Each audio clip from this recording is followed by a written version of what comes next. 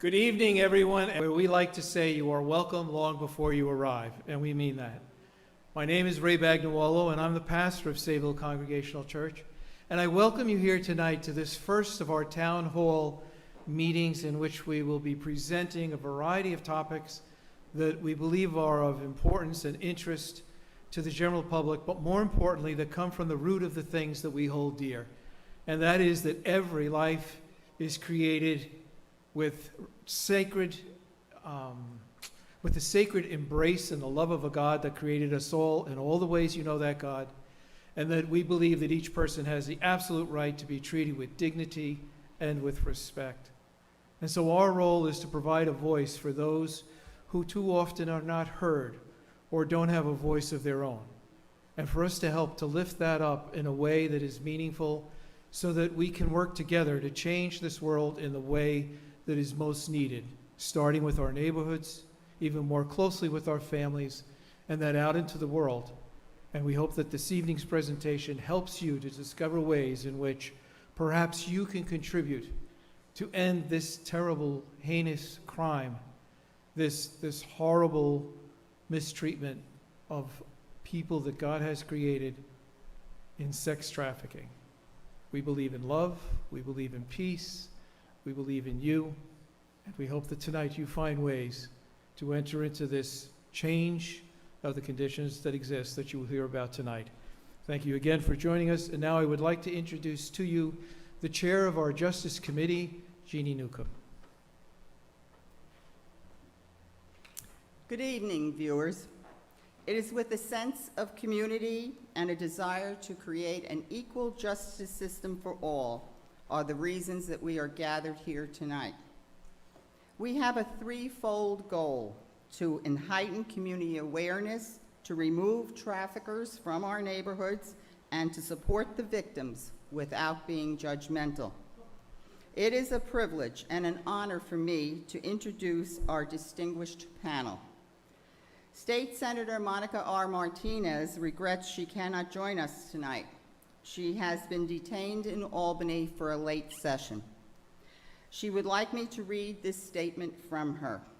I am proud of the partnership I have established with the Suffolk County Police Department, ECLI, and the Sayville Congregational Church to raise awareness as we educate and empower our communities across Suffolk County. I remain committed to being the voice of the voiceless and of the most vulnerable populations. We thank her for joining us. Our next speaker, Detective Sergeant James Murphy, a 30-year veteran of the Suffolk County Police Department, has served in the Narcotics Bureau, Criminal Intelligence, and the District Attorney's Office. He is currently Executive Officer and co-creator of the Human Trafficking Investigations Unit of the Suffolk County Police Department. Next is Fetty Castillo, co-founder and director of ECLI, Empowerment Collaborative of Long Island. Fetty provides trauma support, case management, re-entry, and other supportive services to victims of human trafficking. And lastly, our survivor, Ricarda, who is willing to share her sex trafficking story with us tonight. Detective Sergeant, I'll turn it over to you. Thank you. I've been with the department for a little over 31 years. Lieutenant Masada and I run the Human Trafficking Investigations Unit. This unit has 6 investigators dedicated to combating human trafficking in Suffolk County. If you live in Suffolk County, think about that for a minute. Your police department has a unit dedicated to investigating human trafficking in your neighborhood. That's all we do. This has been the most heartbreaking and upsetting unit I have ever been involved in. But at the same time, the most rewarding. We started this as a temporary unit in October 2017. We were given 6 months to prove the viability of a permanent command. In less than 5 months, we were able to show the unit was absolutely necessary. In March 2018, the unit was formed. The main goal of the unit was a little different than most units in the police department. We wanted to identify those people involved in prostitution, male and/or female. We wanted to try and be a part of their support system that we knew they desperately needed. Assist them in drug rehab, mental health assistance, housing, and trauma therapy. We want to help them in taking the steps towards a life on a different path. Hopefully this can lead to a more productive and happy life. This is where our partnership with ECLI is so important. ECLI is available to us 24/7. They immediately respond to start that needed relationship with the victim. They put it best when they say they do what a best friend would do. They lend support. We knew we wouldn't be able to arrest our way out of this situation. The same can be said with narcotics dealings. We can arrest all the dealers in the county. We'd still be left with countless number of drug addicts looking for drugs. Someone will come in, fill the void, and take care of the demand. We have to put more of an effort in helping those addicted and educate the younger generations of the realities and the dangers of drug addiction. In this unit, we felt we can reach out and remove the victims from the situation and help them become more independent and healthy. The amount of victims would decrease. This, coupled with community awareness and education, maybe the younger generation could be given the skills and tools to avoid being trapped in this lifestyle. Since the inception of our unit, we've identified over 220 victims in this lifestyle right here in Suffolk County. Remember, I only have 6 investigators. This is just the tip of the proverbial iceberg. Most of the prostitution isn't done on street corners like in the past. It's being advertised on the internet, on sex ad sites. The meetings are being done in hotels and motels. My unit has been in most of the hotels and motels in Suffolk County, the small roadside motels, as well as the large hotel chains. What's really disturbing is what we were learning during the interviews with these victims. 80% of the girls we interviewed indicated they were sexually abused or raped before they were 12 years old, within their own household, usually at the hands of a father figure, the one that was supposed to protect them. One of the girls I interviewed told me she had been molested between the ages of 8 and 11. That's 3 years. It's over 1,000 days. She didn't mention how many times. She just gave me that time frame. That left me to wonder, was she raped 5 times, 10 times, 50, or 100? I know when a woman is raped once, she has to live with that trauma and that violence for the rest of her life. This violent act stays with them forever. Now imagine, how is a 13-year-old who was raped multiple times supposed to deal with this trauma? When this happens in their household, their support system is destroyed. Their view of love is completely skewed. I want you to understand it's this trauma that makes these victims so vulnerable to the traffickers. The traffickers, they seek these kids out. They're master manipulators. They look for girls and boys who are depressed, lonely, and broken inside. Social media is making it even easier for them. Remember, these children are looking for what each of us strives for: love. The traffickers know this, so they show them what they believe is love.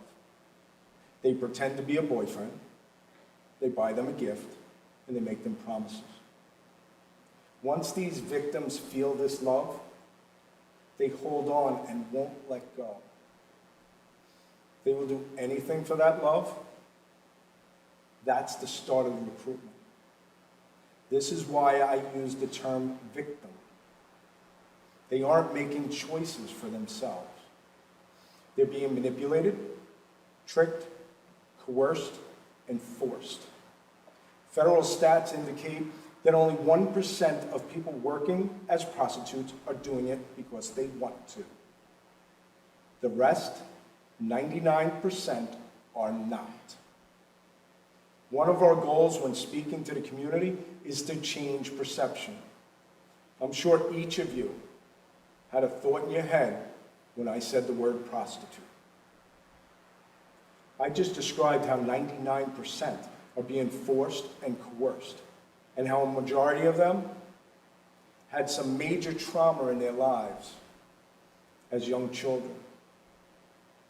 I need our community to start to understand who these victims are. If we truly understand what they have been through and going through, we become less judgmental, have a little patience, a little empathy.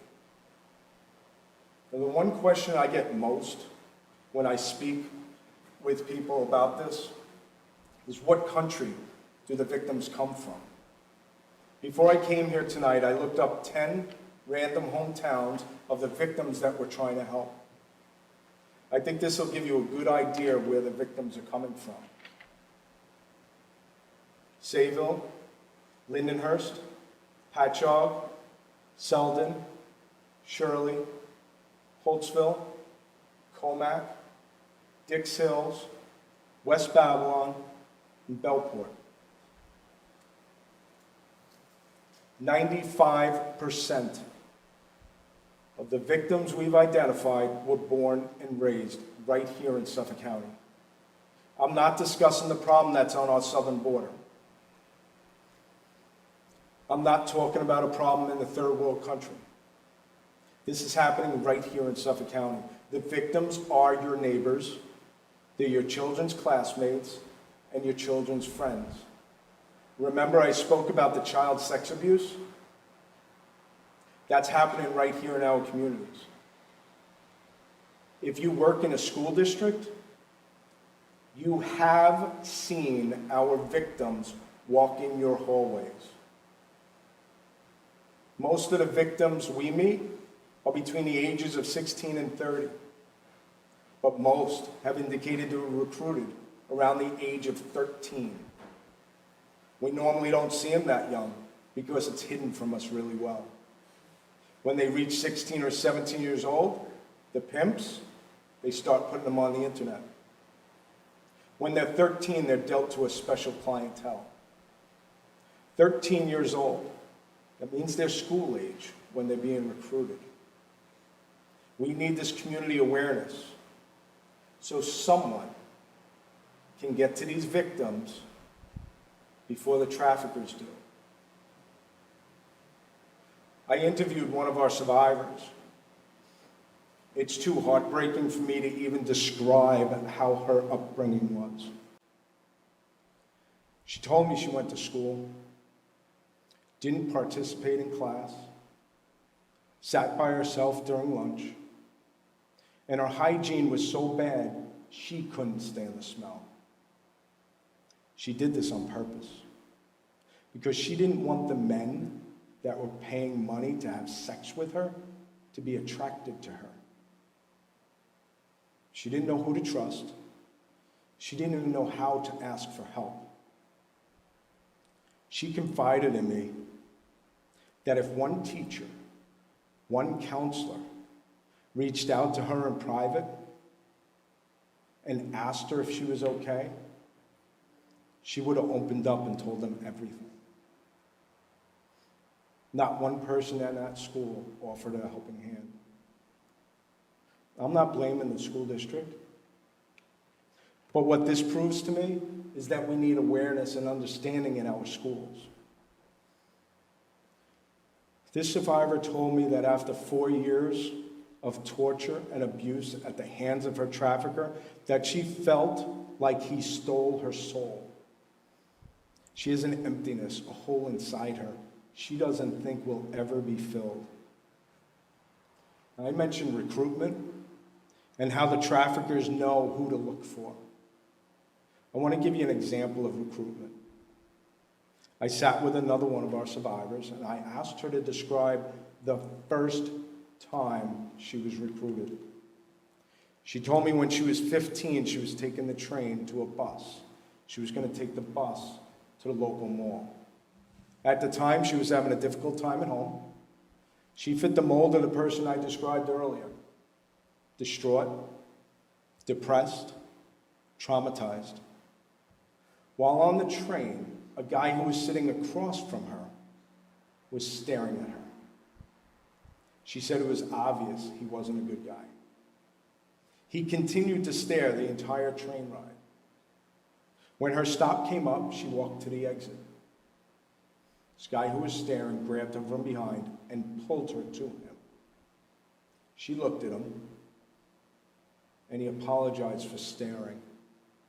He said he couldn't take his eyes off of her because she was so pretty. He gave her his Facebook name and asked her to contact him. She looked at me, she said, "Sarge, I know I'm no prize. Nobody has ever called me pretty." 2 weeks later, she contacted this guy. I asked her, you knew he wasn't a good guy. Why did you reach out to him? She shrugged her shoulders, said, "Because he called me pretty." That's all it took. What a fragile state she must have been in. That started a 3-year reign of terror, forced drug use, and prostitution. Now, can you imagine if someone with good intentions reached out a helping hand and gave her a compliment? Maybe she would have been led down a completely different path. Interviews. Interviews are conducted differently depending on the victim. An interview of a robbery in a deli is conducted much differently than a woman whose house was broken into and raped. Normally, the rape victim is handled with a great deal of empathy. The interviewer is extremely patient, knowing how traumatic the events were for the victim. We wanted all of our victim interviews to be conducted like our rape interviews are handled. We wanted our investigators to understand what these victims have been through, understand the trauma, understand the lack of support. We wanted all of our investigators to approach these interviews with empathy. This is the main reason for handpicking the right investigators for our team. We also knew from the beginning we needed to coordinate our efforts to be successful. We began the Suffolk County Anti-Trafficking Initiative, SCATI. This is a task force comprised of law enforcement and advocacy groups. Our mission is to assist the victims, identify the traffickers, and bring awareness to our neighborhoods. Crime Stoppers also became a huge supporter of our unit. If an anonymous tip is called in regarding any sex trafficking, that tip is forwarded to me within minutes. We also formed partnerships with community groups, like the Sayville Church and the Access Church in Medford. Prior to the inception of our unit, Suffolk County had only 2 convictions for sex trafficking in our history. In the prior 24 months, there were no sex trafficking investigations. Since the unit began, we have arrested 52 traffickers. So not only have we been successful in finding our victims and working with ECLI to get them on a better path, we have identified and arrested the traffickers who manipulate, coerce, and abuse our victims. 2 of these traffickers were arrested at a hotel located at the Long Island Expressway and Nichols Road in Holtzville. While looking into the van that these 2 were operating, we found 3 women, half-dressed and crying, laying in the back of the van. When we got them out of the van, they were crying and thanking us for saving them. They hadn't eaten in 3 days. They were being punished for something one of them did. 3 days. I could go on about an hour with no food. This was 3 days. I can't imagine. This is torture. Again, this isn't a movie. This isn't some other country. This was happening right here. This started a long-term investigation that led to a 44-count indictment on the original 2 and 3 of their accomplices. We had another case involving 2 females, one 17 years old and one 12. They had left a group home that they were living. They were picked up by 2 men and driven to a motel in Ronkonkoma. The men were trying to recruit the 12-year-old into prostitution. What we learned later was that the 17-year-old had been recruited by one of these men when she was 13 years old. She had been raped numerous times in the past 4 years. Luckily, the 12-year-old became uncomfortable and was able to lock herself in a bathroom and call a former foster mom and ask for help. The foster mom called 911. The police responded and rescued both girls. Our team was called, and we arrested both men for sex trafficking and kidnapping. The part of the story I like most is the former foster mom. She must have made a really good impact on this young girl, enough that she was the one the girl called for help. I don't know if that 12-year-old realizes the support she actually has and can lean on. I'm really proud of that mom. So I've spoken about 2 of the 3 prongs of sex trafficking. We have the victims working as prostitutes and the pimps as sex traffickers. The 3rd prong is the demand, referred to as Johns. I spoke earlier that if we don't have victims working as prostitutes, there is no sex trafficking. Now, if we didn't have the demand, that would really shut down sex trafficking. I mentioned changing perception. I need the Johns to understand who these people are working as prostitutes. The Johns are not putting money into a college fund. The Johns are not helping to buy a car. Their money is going to the pimps and to drugs. They are not helping, they are hurting. If a John is utilizing someone working as a prostitute in Suffolk County, their name will eventually come across my desk.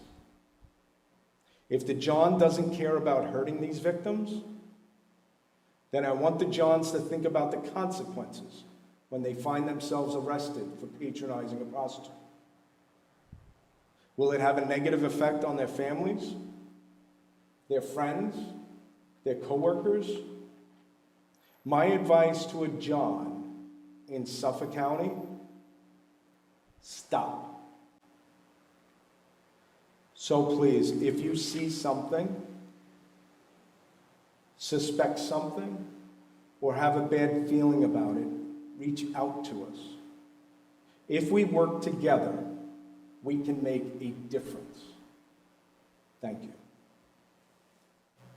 Thank you, Sarge.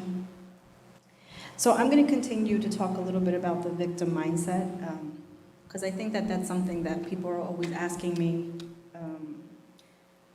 I think we have a culture that tends to blame the victim sometimes. And so I want to really talk about the psychological aspect of things. Sarge brought up a really good point. Most of the victimization starts when you're really, really young. And I think that's really important to point out. Because what's happening, and I don't know if most people know, your brain does not fully develop until the age of 24. So that means that all of your experiences are actually shaping, ultimately, your perception not only of yourself, but of the world around you.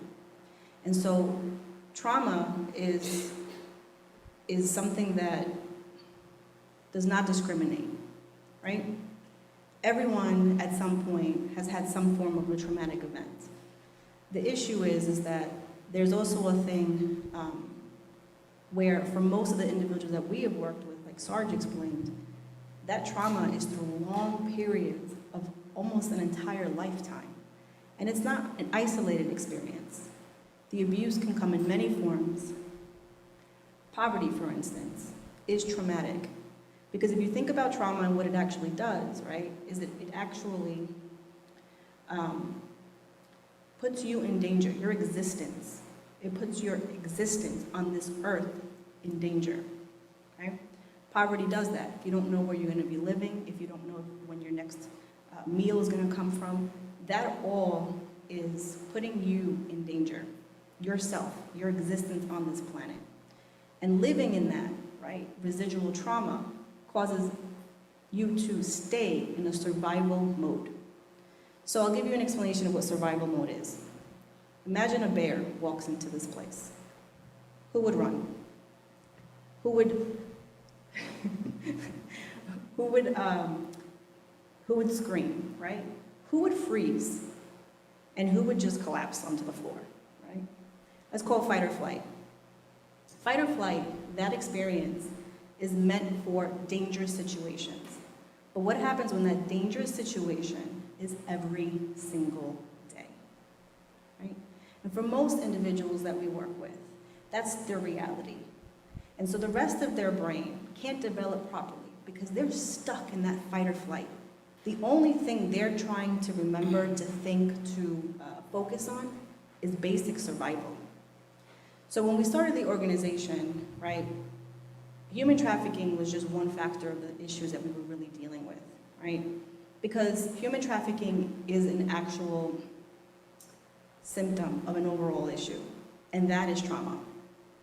Because trauma makes you vulnerable to victimization and then also to re-victimization.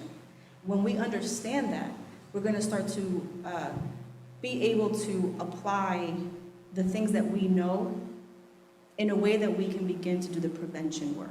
Sarge said, many of our girls, this victimization started when they were 10, 11, 12 years old, sometimes younger. So when we really think about that, right, when we really put that into perspective, what if there was a counselor in the school that realized the change? What if there was a teacher that saw something was not right? What if, right? So when we started the organization, it was with the idea of really focusing and honing in on the trauma that people were experiencing and healing that from the root, right? And our experience in trauma has been many of the things that I've listed in that PowerPoint that I don't know if you can see here, but I know you can see on your screen at home. So experiencing violence or abuse, witnessing violence in the home or the community, having a family member attempt or die by suicide, substance misuse, right? Growing up in a home where there's family members that you depend on that is abusing substances. Growing up in a home where there's untreated or undiagnosed mental health issues. Parental separation, right? Household members being in jail or prison, or other forms of separation like family court or CPS or foster care. Severe neglect. So one of the things that we've learned along the way is that severe neglect actually does not allow a child's brain to develop properly or in a healthy way. So we have to look at that, right? And then also poverty for the same reasons that we discussed earlier. Okay, so on the second slide, and you'll see that in a few seconds, what typical development looks like. It's a little pyramid with, it's an upside down pyramid, right? And the survival aspect is on the bottom. And then it grows to regulation, social emotional, and cognition. Cognition is like higher thinking, right? Being able to like reasonably think about something with logic thinking. Typical healthy development allows for that. It allows for survival to be the last thing that you think about, and then for self-regulation, like being able to regulate your own emotions, to the point where you have social and emotional intelligence, right? Being able to have those social relationships, etc., and then being able to have that former higher level of thinking. These things happen when you are safe, when you feel safe, when your perception of the world around you is safe. Okay? Because then you can think about other things. You're not thinking about where your next meal is going to go, where you're going to live, or if, my uncle's going to come into my bedroom that night. You're not thinking about the survival aspect of it, right? So you are healthy and safe enough to be able to think further than that. What happens with developmental trauma, trauma that starts from an early experience in your life, is that your base is just survival. And so everything else gets built on that.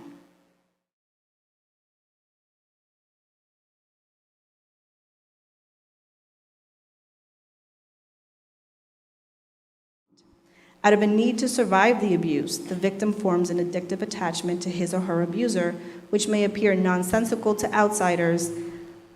Those who grow up in abusive homes are even more susceptible to becoming trauma bonded to dangerous individuals. The trauma bond is so strong that on average, victims of abuse attempt to leave their abusers and about 7 times before they finally leave for good. It's an addictive attachment. And I usually, when I do my presentations, will always say, like, anyone ever go out with a narcissist or a sociopath? They understand how difficult it is to leave that relationship because it actually forms patterns of an addictive behavior to be with that person. So when an individual that is coming out of an abusive relationship, when you can't understand why they're leaving, they physiologically sometimes can't.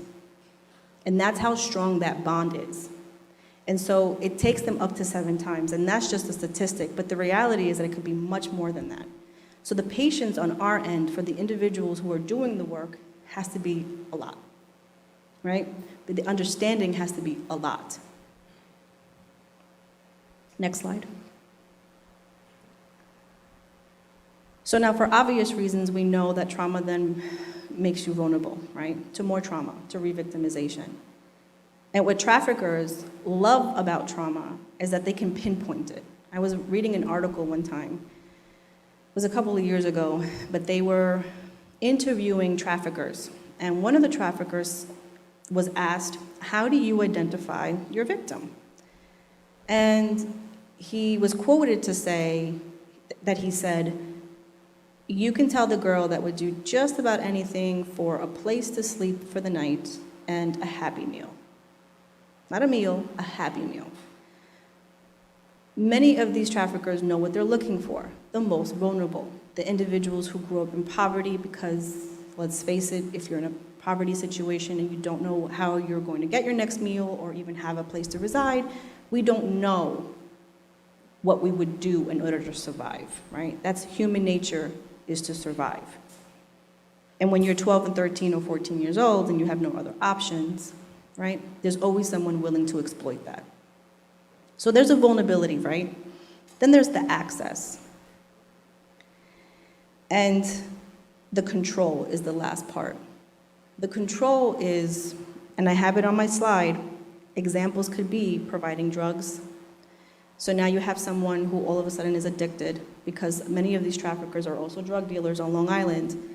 That's a perfect thing to look for, right? If one of our girls all of a sudden, or even one of our young boys all of a sudden is now addicted to drugs, right? We have to look further than just the addiction.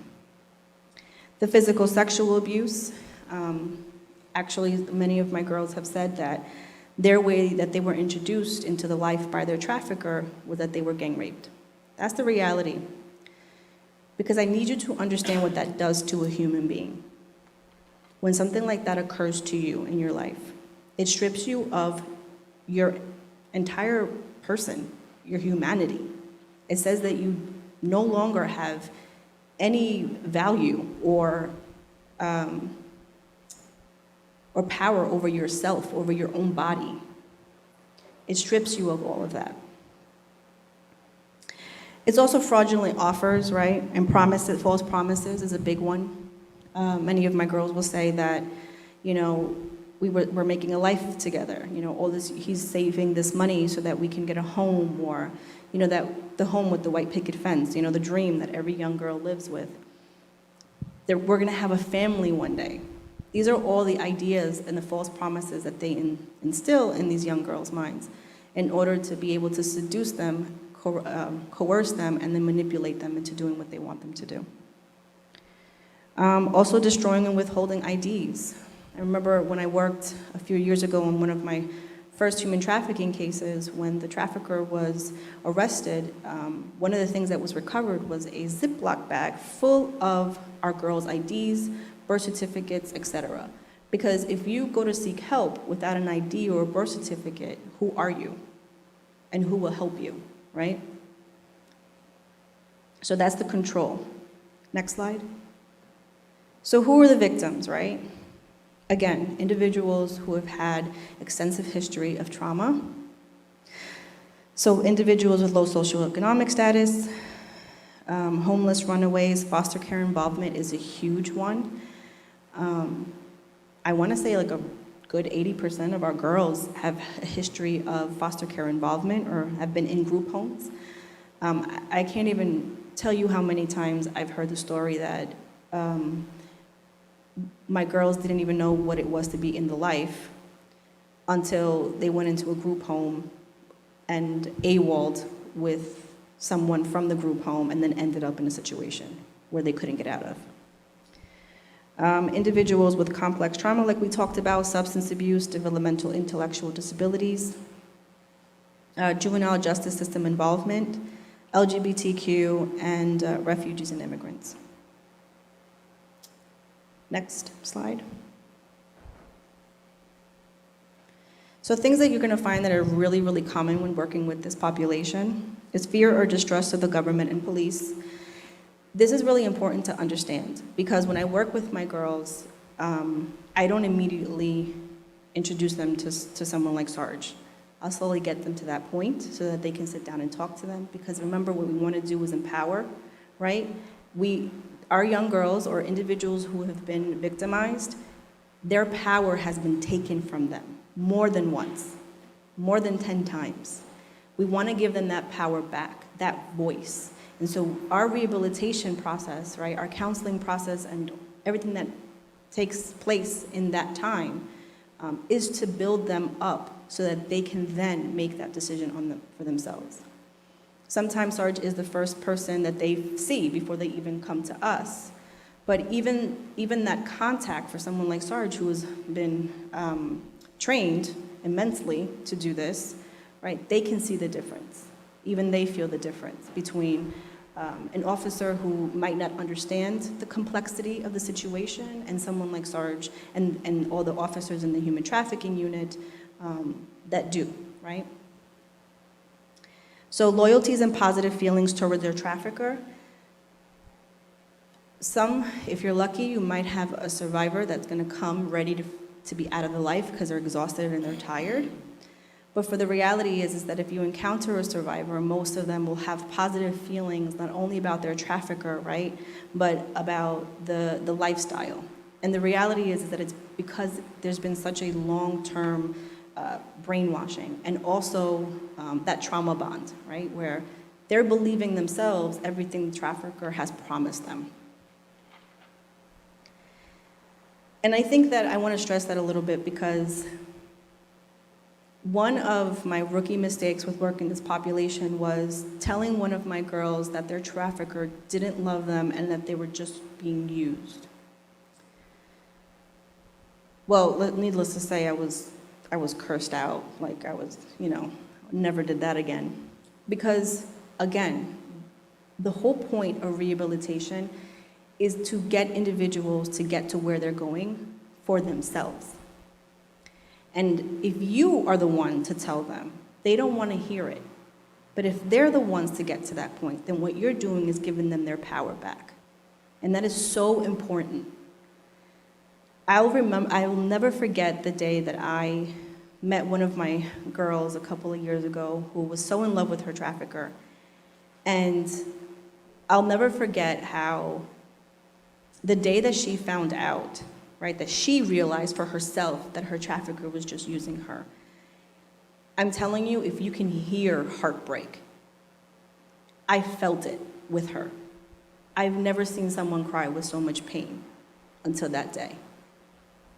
And that day haunts me to this day.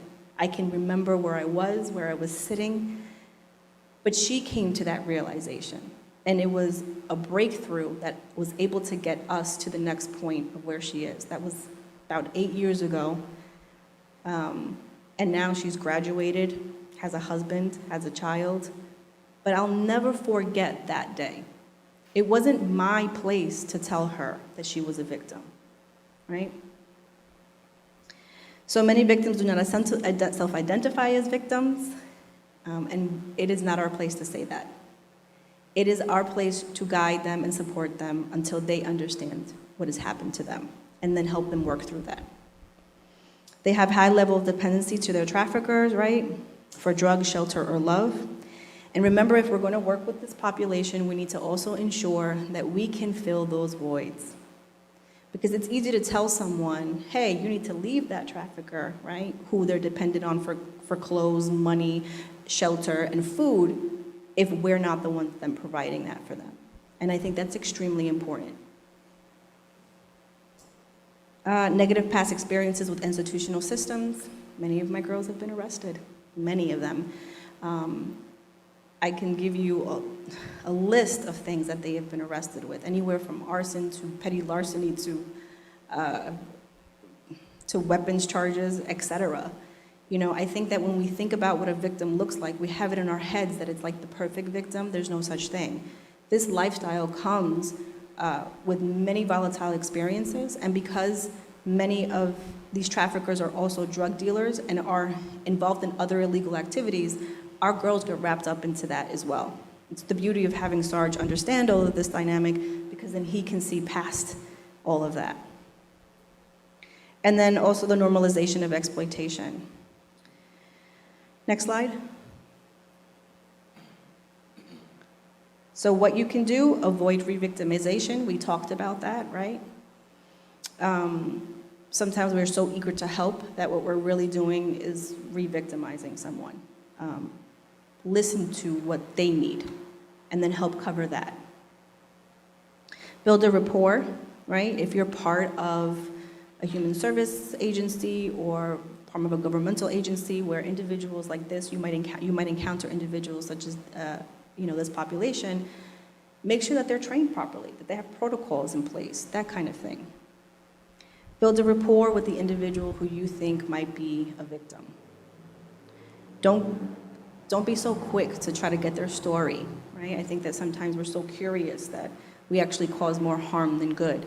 Remember that by the time they get to us, they probably have been asked these questions 30 times over. So when I meet someone, I don't worry about their story. I worry about what their needs are in that moment. Offer local resources, so get to know your resources in your neighborhoods and in your communities. Speak privately, right? Ensure that, there's confidentiality. And always utilize social workers and counselors if you're in a situation where you don't know what to do, right? And also, we're here if you need anything, even for some advice, because, we just never know when we might encounter a victim. I would just really agree with what they were saying, because I've never really realized that I had a problem, and I thought that everything that I went through as a child was normal. And now me being an adult and in my healing process, I realized that it wasn't normal, and that if someone in my middle school or the RTC programs or group homes would have paid more attention to who I was and what I was going through, I probably wouldn't be here sitting here today, had been in prison, been involved in a sex life, sex trafficking. I feel like no one never really in school or even a neighbor never just took the time to even realize that, something is not normal in that household, or her mother is not a normal parent, or her mom is an addict. Even to this day, I've never really spoke on me being molested and being violated as a child. And I just dealt with it, I suppressed it, and I went through life thinking that I was strong and I was okay. But what I was really doing was masking it with the lifestyle, and it made me feel superior in certain ways when I really wasn't. I was just masking what I've gone through and what I've never spoke about as a child. And even all the way up from 11 years old and me being violated even before the age of 11, all the way up to 16, I just dealt with it. No one in any of the group homes or even some foster homes never really spoke to me about anything that may have been bothering me. It was just, oh, she may need medication. Her mom died when she was younger. She's upset because her father's not here. He abandoned her, but never really like took the time to speak to me. It was already like prejudgment. She's just another kid.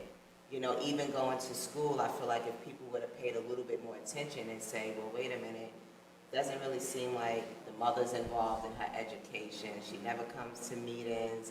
She doesn't even care about her kids' homework.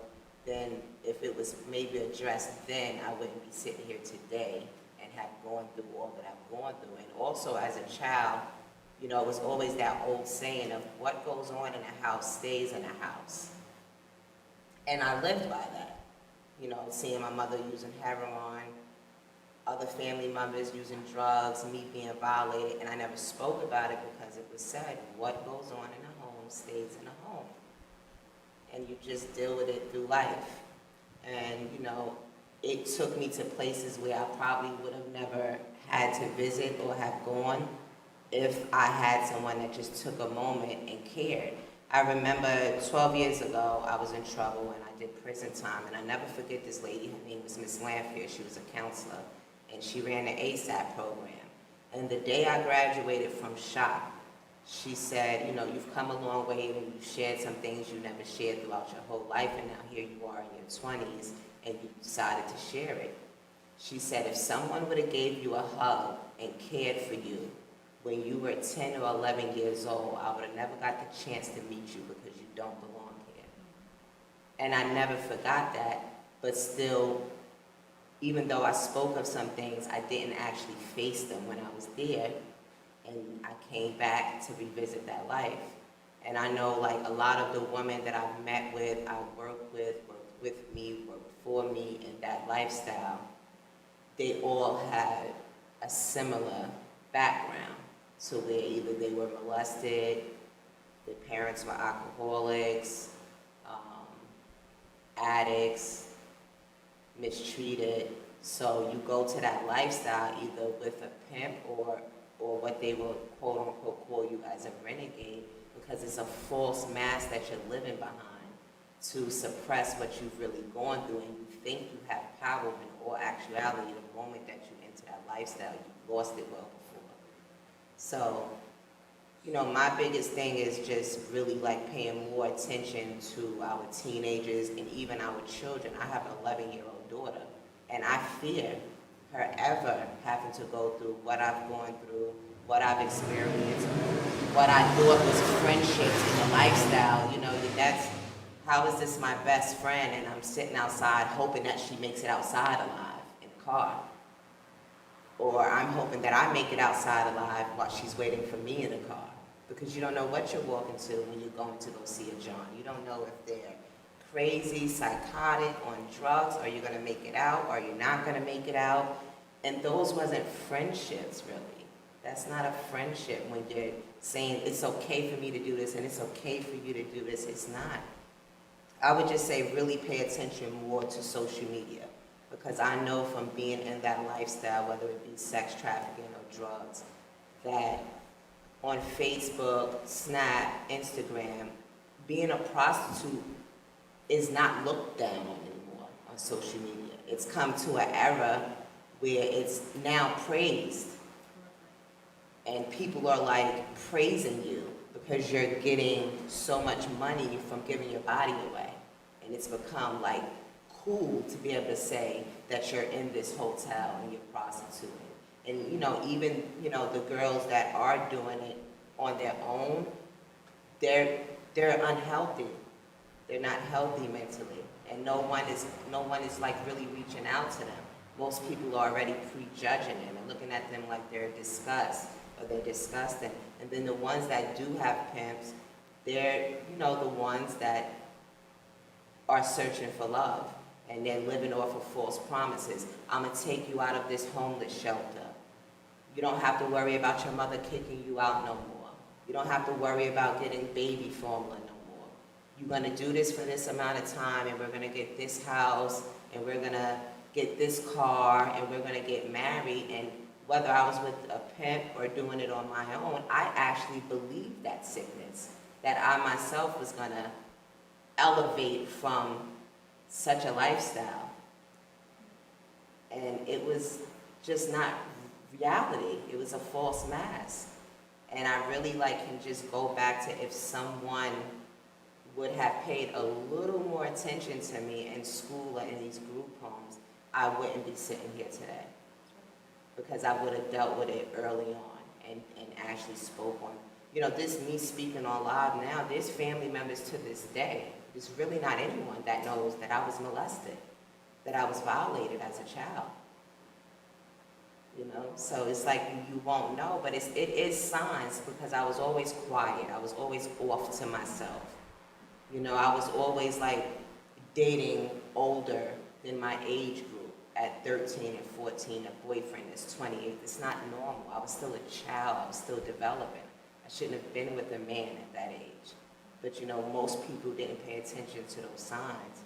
So I would just say for parents to pay attention, neighbors to pay attention, churches, coaches, there are signs. They may not be so obvious, but they are there. And I would say, that old saying that they used to say to us, what stays in a house, goes on in a house, stays in a house, I wouldn't say that to my children. Because you never know who it is that can be hurting your child or harming your child. The babysitter, your husband, an uncle, a cousin. And it can be going on right in front of you, but a child is so ashamed that they've been touched and violated and their innocence has been taken. They're not going to volunteer the information to you, but there are signs. Thank you. Thank you so much, panel. That was very powerful. Your informative presentation was something that will impact us for the rest of our lives. You've given us such good information. You have opened up our eyes, and you have given us a way to help people. Those are three important factors that we can all do something to help. I think the courage, Ricardo, that you just had now in telling your story, it has gone out, ripple effect. You are one person, you have regained a life. I look at you and I think you are probably one of the most powerful women I know.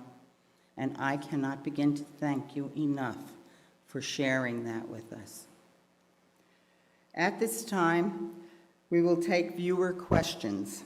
Unfortunately, there is a time restraint, and we may be unable to address all of them live. Chris, could we have the first question, please?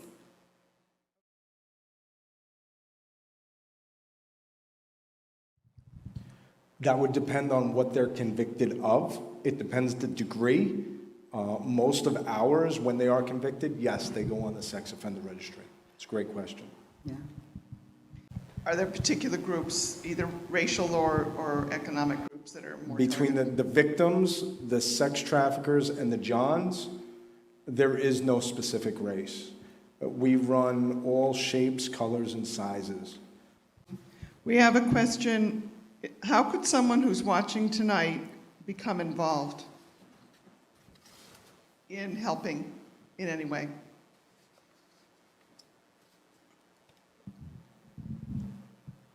I mean, it really depends, right? Like if you're in, if you work, for instance, for an agency or an organization or some type of government agency, I think that, like I said before, having a policy in place in case you encounter a victim. We also have the SCATI, which is the Suffolk County Anti-Trafficking Initiative, which is comprised of governmental agencies, non-governmental agencies that come together to really try to deal with this issue across Long Island. And, you know, we've had so many different people, organizations, churches, I mean, from across everywhere, you know, give us resources You know, I mean, you never know what resource we could use. I mean, our girls, when they're coming out of trafficking, housing is a huge piece, right? Food, money, shelter, like the basic stuff. So even if it's to donate to an organization like ours or one similar doing this work, every little bit counts. As a school nurse, what should we look for in student and parental behavior? I would say just quietness from the child, always wanting to be off to themselves.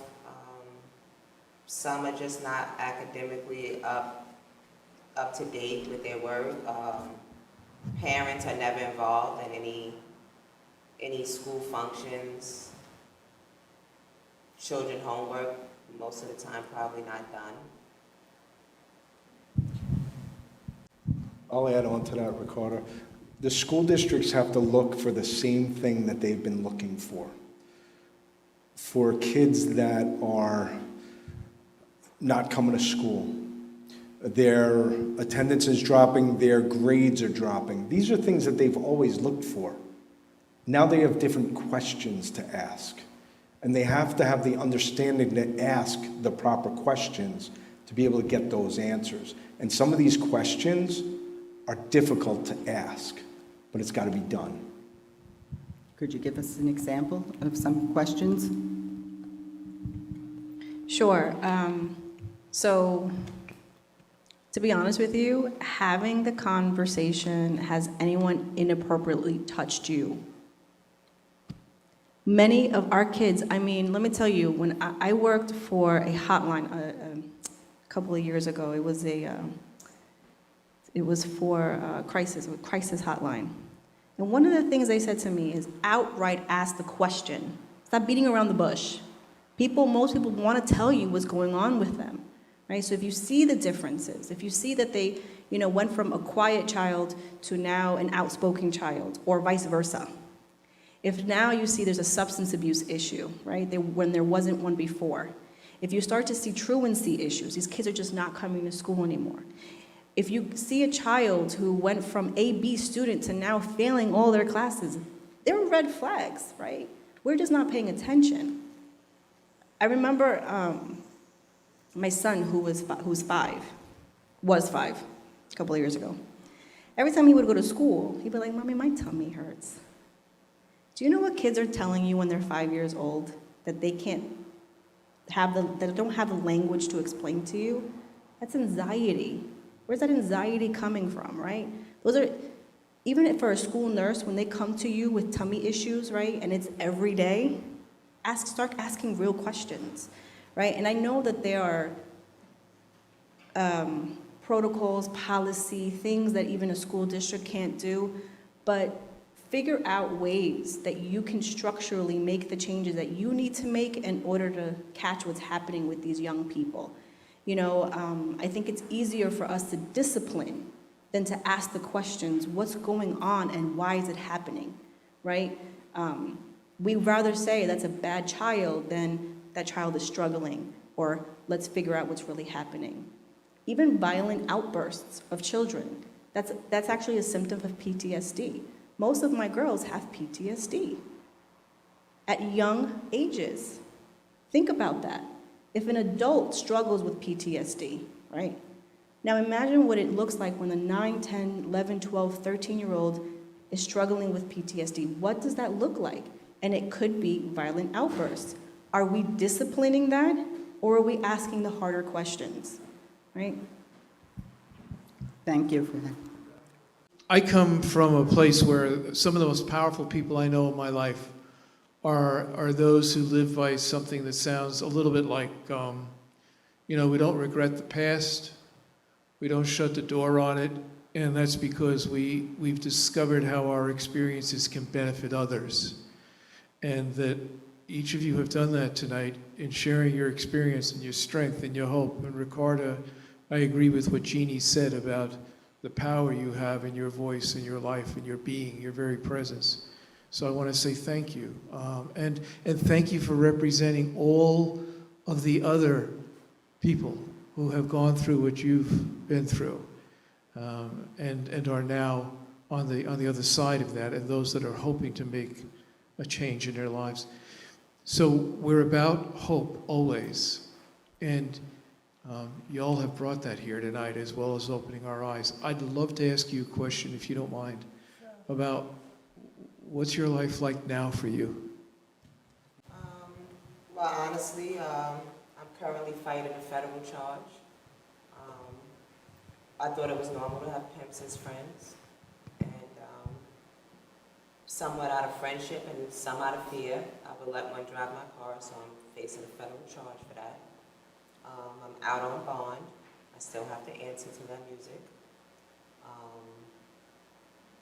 Now I'm currently working on writing a book from the age of 10 years old and up. And my goals is to, God willing, be able to open up a safe house by next year. You have us on your side. Okay. This concludes our town hall meeting on sex trafficking. Our resources will be listed on the website at www.sayvilletownhall.org. Please, if you see something, you suspect something, something just doesn't feel right, say something by contacting the Crime Stoppers. All calls are anonymous. You are safe with your call. Again, I would like to thank this outstanding panel, Detective Sergeant James Murphy, Betty Castillo, and Ricardo. You have brought more information tonight to our viewers than I'm sure they've ever heard anywhere else. Your compassion, your loyalty is just unbelievable. A heartfelt thanks to my Justice Committee, and especially to Pastor Ray, without whose vision this town hall would never have been happening. Thank you to all the viewers who have taken the time to watch tonight. Be safe and be well.